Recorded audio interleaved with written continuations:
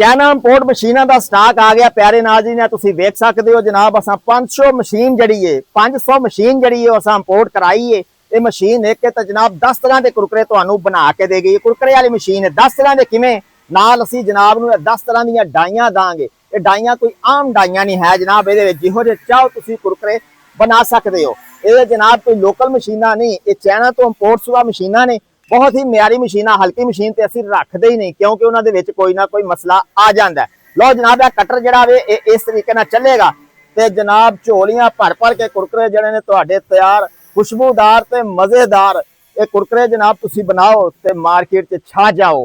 देर किस गल दी, स्क्रीन ते दिते हुए नंबरां ते राबता करो ते अज ही अपना काम जिहड़ा उहनूं शुरू करके जनाब ब्रांड बना के ते मार्केट च आ जाओ। पूरी मार्केट में तुहानूं उडीकदी है। बिजनेस स्टाक तो वधिया कोई अदारा नहीं पाकिस्तान च जिहड़ा तुहानूं इस मियार दीयां मशीनां दवे।